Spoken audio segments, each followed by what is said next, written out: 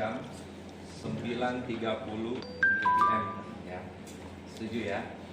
Dan sebelum kita mulai, saya secara pribadi sangat bersyukur dan selalu penuh dengan gairah kalau saya lagi berbicara ataupun menyinggung hal-hal sehubungan dengan pelayanan dalam konsep ya. Bukan hanya di tempat ini, tapi di banyak tempat saat saya sharing sama teman-teman yang ya Tuhan pertemukan, selalu ada gairah yang sangat semangat itu ya.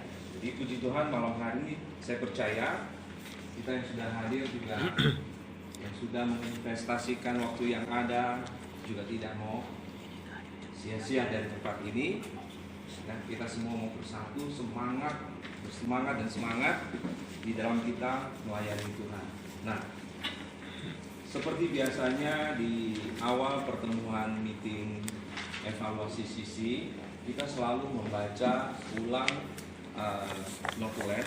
Tapi untuk malam hari ini, seperti yang sudah diterima semua, barangkali bisa ulang dibaca di rumah, karena waktu ini kita mau pakai untuk seperti yang undangan yang dikirim Pak Tony adalah kita mau sedikit recommitment lagi dari semua pengurus yang ada, refreshment juga sedikit pembekalan buat teman-teman khususnya pengerja yang baru yang sekarang sangat militan dalam berkunjung ke setiap pertemuan sisi ya. Jadi malam hari ini kalaupun ada sedikit poin dari notulen yang saya tindak lanjuti, saya akan ingatkan di mana posisinya. Kita akan awali pertemuan kita malam hari ini untuk mempersingkat waktu, seperti handout yang ada di tangan Bapak Ibu teman-teman sekalian. Saya akan meminta nanti akan saya tunjuk siapa yang baca. Oleh karena itu, seperti biasa, saya selalu menghimbau dalam setiap pertemuan kita mau hadir secara utuh, sehingga bukan hanya kita terima sesuatu, tapi kita bisa memberikan sesuatu yang nilai yang lebih, itu yang paling penting ya. Jadi tolong perhatiannya untuk beberapa saat kita ada bersama-sama malam hari ini. Saya akan tunjuk siapa yang baca, tapi izinkan saya untuk mengawali dalam judul dari handout yang diterima, memahami lebih kekuatan kelompok sel ya. Selamat malam Bapak Ibu, rekan-rekan sepelayanan. Puji Tuhan malam ini kita bisa bersama-sama memberikan waktu terbaik kita untuk sedikit sharing pengalaman, belajar bersama untuk lebih memahami tujuan, manfaat dan kekuatan dari konsep gereja sel yang kita sering kenal kelompok sel atau komsel. Tuhan berkenan dengan pelayanan dan dedikasi yang lahir dari hati yang taat dan tulus dalam mengasihi Dia. Sekian lama menjadi orang percaya, aktif terlibat di dalam pelayanan, apakah gairah dan sukacita dalam pelayanan masih terus menghiasi hati kita? Saya tidak ada janjian dengan Pak Jimmy yang membawakan chapel tadi, tapi beberapa hal yang ada di pertanyaan saya juga ada di dalam pertanyaan yang dia sampaikan saat chapel tadi. Ataukah justru kekecewaan, gesekan, dan rasa letih yang melekat di hati? Amanah agung, misi yang paling penting dalam sejarah manusia yang akan mempengaruhi kekekalan bagi miliaran jiwa disampaikan di meja makan. 2, 3. Pemimpin yang hebat memiliki pola pikir kerajaan Allah, selalu mencari kesempatan untuk dengan strategis berinvestasi pada hidup orang lain yang dapat melipat gandakan dampak buah dari setiap potensi yang dimiliki. 2, 3. Aku mau melihat gerejaku bertumbuh. Amin, cuma 1.000 orang yang lebih keras. Aku mau melihat gerejaku bertumbuh. Sekali lagi. Aku mau melihat gerejaku bertumbuh. Lakukan sesuatu dan berjuang dengan konsisten. Dengan Yesus memberkati. Bapak Ibu teman-teman yang dikasihi Tuhan, tulisan ini dicatat, ditulis, sebagian besar didasari dari pengalaman beberapa tahun, khususnya saya dipercaya untuk belajar melayani di komunitas sel, dan apa yang dirasa dari waktu ke waktu itu, sehingga hasilnya adalah sebagian dari tulisan ini. Ada banyak hal yang akan kita alami dan harus diperjuangkan, khususnya dalam pelayanan sel ini. Saya ingin mendengar beberapa hal, sharing pengalaman mungkin dari saya, beri kesempatan dulu kepada Pak Gusman mungkin ya. Mungkin dari sekian tahun bersama-sama kita melayani di kelompok sel, apa yang mau di-sharingkan kepada kita sekali. Selamat malam teman-teman semua. Sebenarnya Pak Ketua minta ada namanya refreshment. Jadi mungkin ada banyak pengerjaan baru belum tahu itu sisi itu apa sih care community. Cuman tahu kegiatan, ada kegiatan kumpul-kumpul ya, seperti rayon ya. Nah, jadi mungkin saya akan mengulang kembali sejarahnya terbentuknya sisi ini supaya nanti pengerja bisa menangkap sebenarnya bagaimana awalnya. Jadi sebenarnya diawali dengan satu masalah, mungkin banyak gereja mengalami, yaitu masalahnya hamba Tuhan tidak ada waktu untuk jemaatnya, jadi seolah-olah tidak peduli dengan jumlah jemaat yang ratusan, tentu tidak gampang. Yang kedua, melihat ada pengelompokan. Jadi dalam pelayanan itu ada kelompok eksklusif sendiri-sendiri. Jadi ketika ada yang datang baru merasa gereja ini tidak melayani, tidak welcome. Ya, ini adalah beberapa kesaksian dari Pak Noel mengalami, Pak Fares mengalami, ya, Pak Daniel juga mengalami. Nah, bahkan mereka memutuskan, ini saya ingin keluar aja ke tempat lain. Ada yang berkata seperti itu. Nah, apalagi yang terjadi adalah kurangnya aktivitas. Jadi seolah gereja ini berbicara tentang kasih. Kasih itu di mana sih? Mana yang kelihatan? Tidak kelihatan. Jadi terus terjadi lagi banyak pelayan-pelayan yang punya potensi yang bagus, nggak ada kesempatan. Mau bermain musik, mau memuji Tuhan, tidak ada kesempatan. Yang ada terjadi semakin banyak gosip yang menjelekkan hamba Tuhan. Tidak ada yang convert. Ini adalah problem pada saat itu. Tapi kita tahu ada beberapa orang yang berdoa untuk itu. Ya, berdoa dari majelis, mereka berkumpul berdoa, ingin rasanya ini berubah. Tuhan, tapi apa yang harus dilakukan? Tidak ada yang tahu, cuma hanya jeritan hati berdoa. Ini nggak nyaman, gereja tapi nggak nyaman. Jadi dengan adanya masalah itu, akhirnya timbullah ada satu pelajaran. Dapat dari beberapa yang sudah senior, saya sama Pak Agus termasuk yang paling junior, paling awal, belum ngerti apa-apa banyak. Nah, mereka menghubungi Harvest Bible International Bible Study yang ada di Karawaci. Nah, bekerja sama dengan LPMI, Lembaga Penginjilan Mahasiswa Indonesia. Ini adalah lembaga yang dipercaya oleh programnya Rick Warren. Rick Warren di Amerika menulis satu buku namanya 40 Day of Purpose Driven Life. Jadi mengenal 40 hari tujuan Tuhan atas kita, saya pribadi. Tujuannya apa sih? Nah, sebelum masuk ke program 40 Day itu, kita ada sekitar 3 atau 4 malam ya, dibekali dengan sesi ada nonton video dari hamba-hamba Tuhan yang berbicara. Begitu banyak hal-hal hikmat yang diberikan. Nah, kita yang tidak, masih junior yang belum tahu apa-apa, mengikuti saja dengan taat, dengan setia. Kita terima pengajarannya apa, asal tidak bertentangan dengan firman Tuhan. Tapi ada sebagian menganggap nggak perlu lagi. Nggak perlu lah, kita pegang Alkitab aja. Jadi setelah 4 malam program pelatihan itu, masuklah ke dalam namanya kampanye 40 Day of Purpose. Jadi program itu memang dikampanyekan, disuarakan supaya Bapak Gembala juga akan menyampaikan tema-tema tentang 40 hari itu. 40 hari.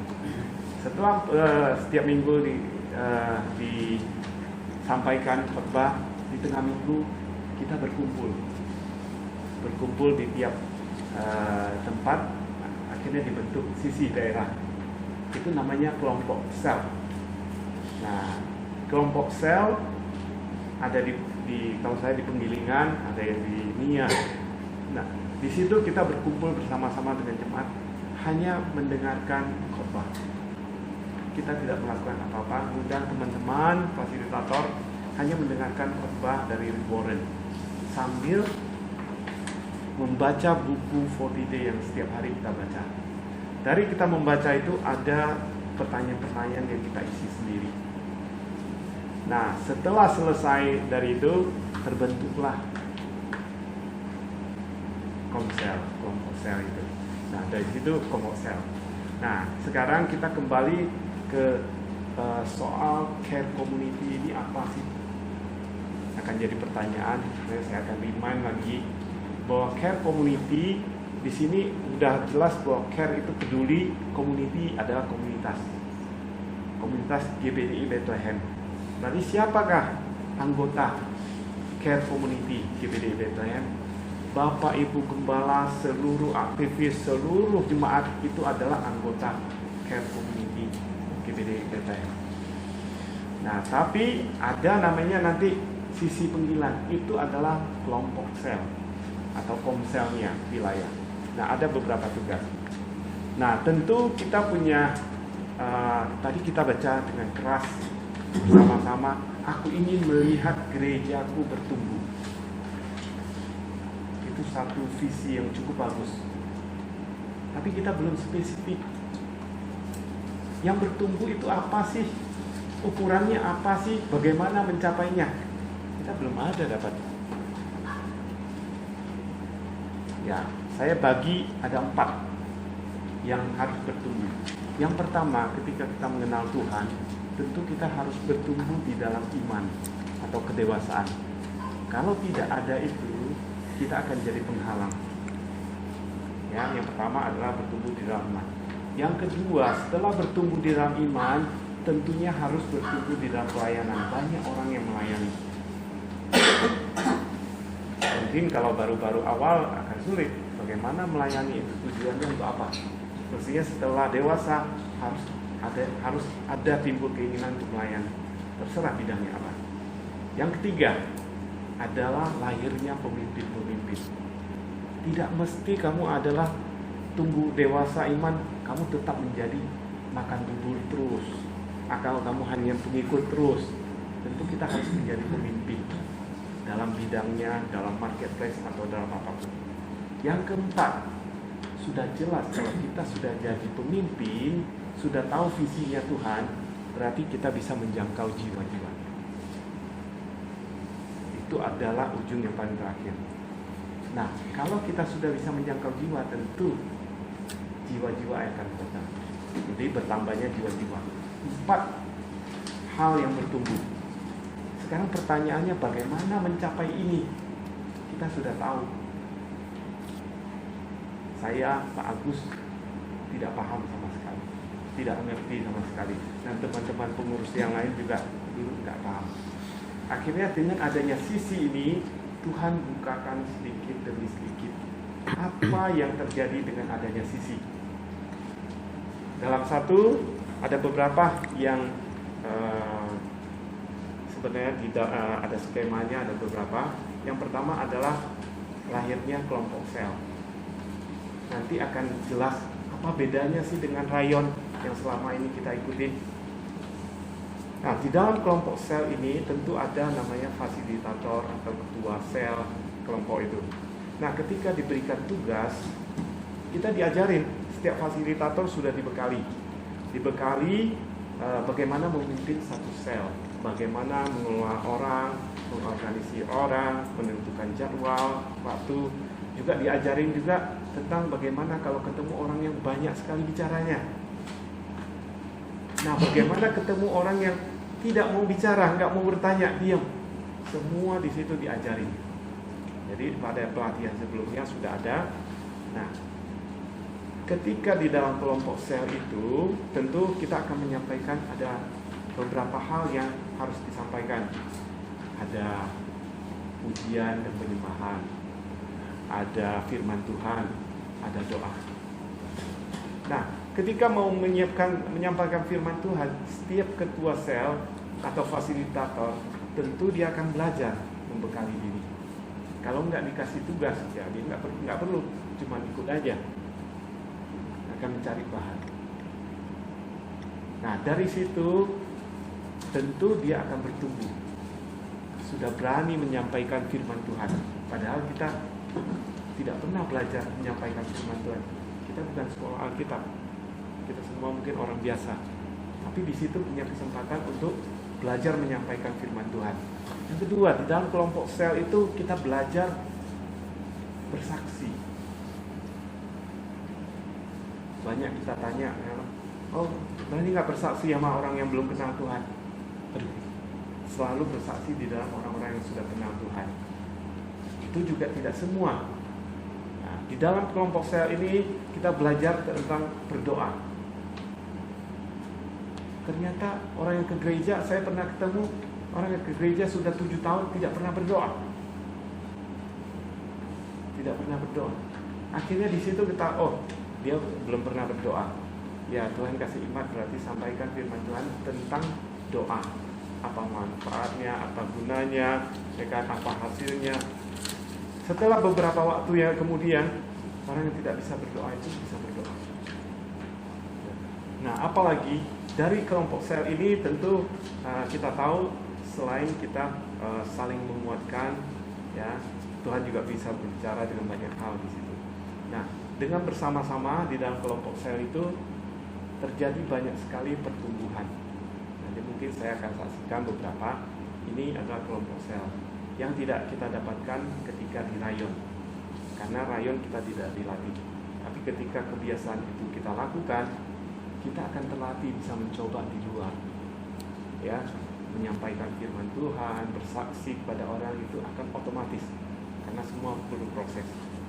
Nah, apa hal lagi yang dilakukan oleh care community? Ya, kita jelas care community bukan satu orang, bukan Pak Agus, bukan saya, tapi semua punya peran. Ya, semua jemaat yang ambil bagian. Ada namanya care aser. Kita sudah lihat tadi care aser ini jemaat datang nggak ada yang sambut, ada jalan sendiri, ada yang udah berapa lama sendirian, tidak ada yang ngajak ngobrol. Nah, dibentuklah care aser, ya, yang dikoordinir oleh Pak Syami mengatur. Care aser inilah menjemput mereka yang mungkin belum pernah ke gereja atau mungkin sudah ke gereja tapi merasa sendiri. Nah, ini merasa welcome. Nah, bagaimana care aser ini? Apakah membuat jemaat bertumbuh dengan menjadi pelayan care aser? Saya ingat sekali Pak Yafet, ya. Aduh, saya nggak bisa loh. Pak Yafet lihat bagaimana datang orang, yuk antar, yuk. Aduh, saya belum bisa. Pak Yafet ngomong kepada saya belum bisa loh kayak gitu. Saya canggung loh. Tapi beberapa waktu yang lalu saya lihat, waduh, lebih hebat dari saya. Wah, antusias. Jadi ini namanya pertumbuhan. Jadi setiap proses yang kita ikuti itu akan membuat potensi kita bertumbuh. Nah, ini adalah care aser. Yang ketiga adalah kegiatan sosial. Ya, pelayanan ke jemaat seperti apa sih sekarang? Kita ada kirim kembang duka ke seluruh Indonesia. Kalau memungkinkan dan terjangkau, kalau ada jemaat yang kedukaan, itu akan dikirim sampai ke pelosok-pelosok, bahkan di Manado, pedalaman sampai ujung akan dikirim. Nah, itu yang dilakukan. Apalagi kegiatan sosial yang banyak adalah bagaimana aksi donor darah, pelayanan ke panti-panti, ke penjara, ini rutin. Ya, beberapa mungkin bisa dilihat di dalam buku inspirasi. Nah, ada juga pelayanan misi. Pelayanan misi ini adalah mendukung hamba-hamba Tuhan yang di pedalaman, ya, mendukung program anak asuh mulai yayasan pesan. Nah, jadi kita lihat apa yang keempat, tambahan lagi adalah adanya ibadah SSS. Ini mungkin baru ada di Bethlehem. Ya, kita tahu bahwa itu semua rencana Tuhan. Nah, program SSS kita tahu setiap wadah, setiap mereka mau melayani, di mana wadahnya? Kapan kesempatannya? Siapa yang mencari? Jadi dengan ibadah SSS ini, dengan satu misi bahwa kita akan menggali potensi seluruh jemaat yang punya potensi, bisa nyanyi, bisa drama, bisa musik, harus punya kesempatan untuk main, punya kesempatan untuk nyanyi. Di mana kita cari? Kita carilah di dalam sel, kelompok sel. Ada enggak yang mereka punya talenta, punya apa, punya dilatih. Nah, terus kita mempersembahkan dalam ibadah SSS itu kreativitas yang berbeda, karena dari tim SSS percaya bahwa Tuhan itu nggak bisa dibatasi, nggak membosankan, ciptaannya itu nggak membosankan, banyak kreatif, tinggal minta idenya apa yang mau dilakukan. Ya, tentu kita berdoa selalu, kita lihat ada hal-hal baru. Nah, dari hasil jemaat yang pertama sama jemaat kedua dulu tidak saling kenal. Sekarang semakin banyak yang saling kenal. Bahkan dulu dalam satu perumahan aja nggak kenal. Ini jemaatnya yang mana? Ini. Tapi dengan adanya ibadah SSS ini, ya tentu akan berbeda. Dan kita lihat sekarang bagaimana hari ini banyak sekali yang baru-baru yang kita lihat sebelumnya, sekarang sudah sangat aktif.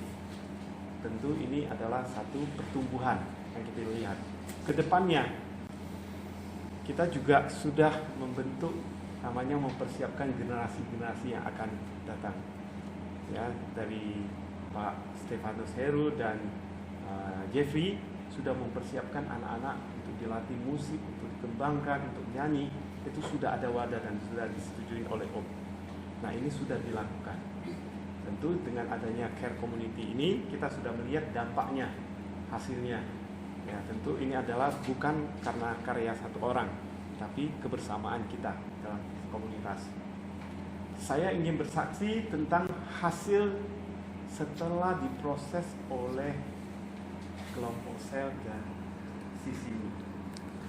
Saya membuka sel keluarga yang umumnya belum kenal Tuhan. Nah, dari keluarga tersebut ya sudah 3 atau 4 orang yang sudah bertobat, 4 atau 5. Nah, bukan hanya bertobat saja, ya, dari tidak percaya Tuhan jadi percaya Tuhan, dibaptis, tetapi sekarang dalam proses pendewasaan, karena kita kerjasama dengan hamba Tuhan yang di Bekasi agar ini jiwa ini diperhatiin dan dikasih kesempatan untuk melayani. Akhirnya mereka melayani. Waktu Natal kemarin malah sudah jadi anggota panitia Natal. Nah, tentu ke depan kita harap ini adalah bisa menjadi pemimpin yang terus memenangkan jiwa. Nah, saya punya pembantu yang bertobat, dan bukan hanya bertobat, tetapi punya misi untuk memenangkan, menceritakan tentang Tuhan kepada pembantu yang lain dan kepada saudara-saudaranya. Dan 2 tahun ini, ya, kakaknya istri, mamanya istri, mama mertua, dan pamannya yang biasa pulang cengbing dengan dia itu bertobat semua. Nah, bahkan saya mengadakan Natal keluarga setiap tahun, setiap Desember itu yang diutamain adalah orang-orang yang belum percaya Tuhan. Kita datangkan dengan tujuan satu adalah menceritakan tentang Tuhan. Jadi kita lihat proses yang terjadi dari kelompok sel ini sangat luar biasa, karena memang semua belajar daripada Alkitab. Tentu hasil itu tergantung kepada masing-masing, apakah menghargai proses itu atau menganggap biasa-biasa saja, karena semua itu adalah tergantung pada Tuhan. Terima kasih. Setuju dengan apa yang disampaikan. Itu ada sebuah pengalaman real life experience, yaitu kita bersyukur sukacita kalau ada yang hadir, itu saja sudah. Nah, berjalannya waktu itu domba milik Tuhan. Tuhan akan bagaimana dia akan menumbuhkan iman itu, bagaimana kualitas itu akan bertumbuh, ya. Kita harus berani speak up satu saat di dalam meeting. Bagaimana gereja ini bertumbuh? Gereja ini bertumbuh sangat ditentukan oleh bagaimana kita membangun generasi yang akan datang. Tidak akan cukup waktu kita berbicara seperti di awal saya katakan, berbicara tentang Komsel, kita pasti passionnya itu, semangatnya, kedinamisannya itu pasti ya nggak bisa dibatasi. Itulah ciri-ciri gaya hidup orang yang ada di Komsel. Namun mungkin hal baik perlu disampaikan. Apa yang perlu disampaikan silakan, apa yang tidak perlu disampaikan juga kita bisa skip, ya. Tapi mulailah dari diri saya sendiri, mulailah dari kita sendiri. Kalau sesuatu yang tidak baik dari orang itu, minimal saya tidak seperti itu. Dan bersyukur bila mana dalam setiap kesalahan kita ada orang yang mau ya mengevaluasi kita, sehingga berikutnya saat bertemu lagi kita akan lebih baik, ya. Untuk khususnya sisi BCS, sebagai ketua sisi saya diberikan otoritas, sehingga saya juga harus bertanggung jawab penuh atas otoritas yang saya terima. Nah, atau apalah katanya. Tapi saya cukup kaget Welly bisa hadir malam ini.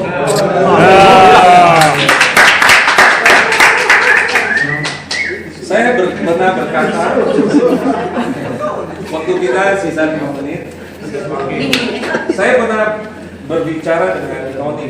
Saya mencoba untuk mengerti seorang Welly. Seorang Welly itu saya anggap seperti seorang artis, kan selalu nyentrik, unik dan lain sebagainya. Jadi saya harus hargai dia dalam banyak hal, dan malam hari ini membuat saya semakin menghargai dia karena dia menghargai untuk hadir di tempat ini, dan sudah waktunya kita.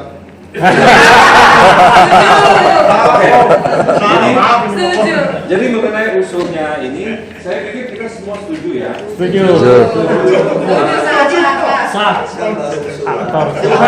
Tuhan sudah menempatkan dia dengan rumah yang saya tahu nyaman, dan saya waktu masuk pun saya sudah merasakan bahwa itu rumah yang diberkati oleh Tuhan. Amin.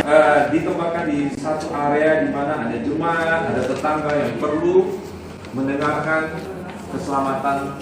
Sudah tepat Welly ditempatkan di sana sebagai dua sisi baru saya. Pekerjaan Tuhan, kepercayaan Tuhan.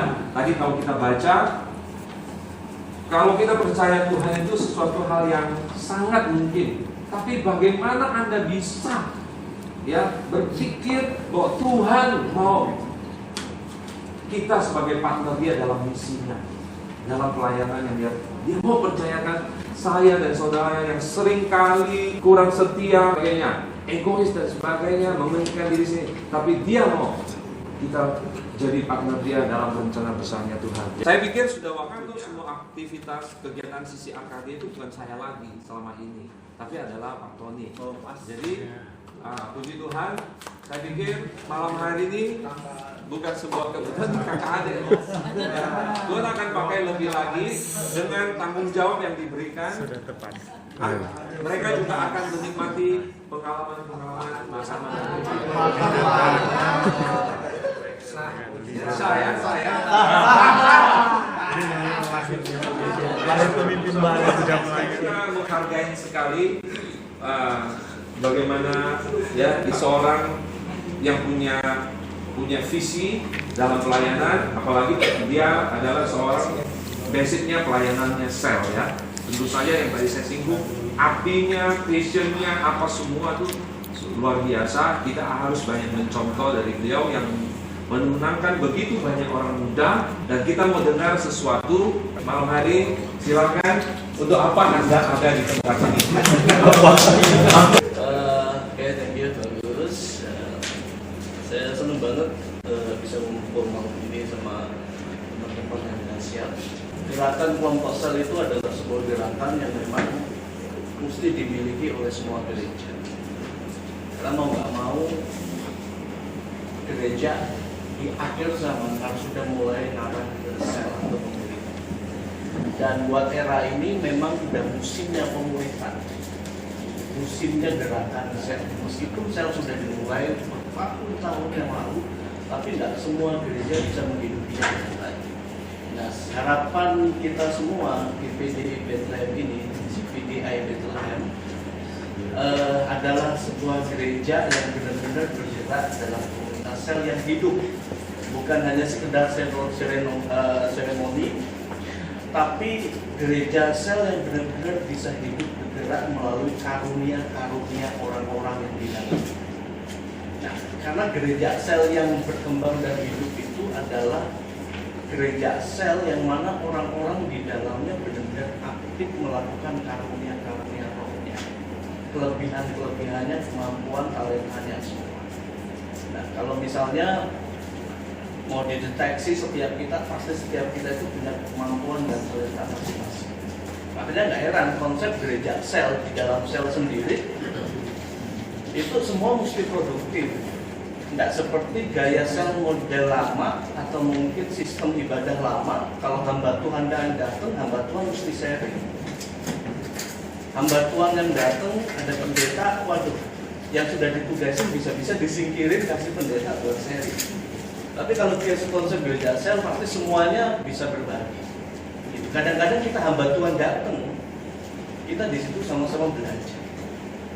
Nggak perlu harus disuruh, oh kamu yang mimpin semuanya. Enggak, kita belajar. Apalagi pengerja-pengerja datang ya, di sana kita sama-sama belajar.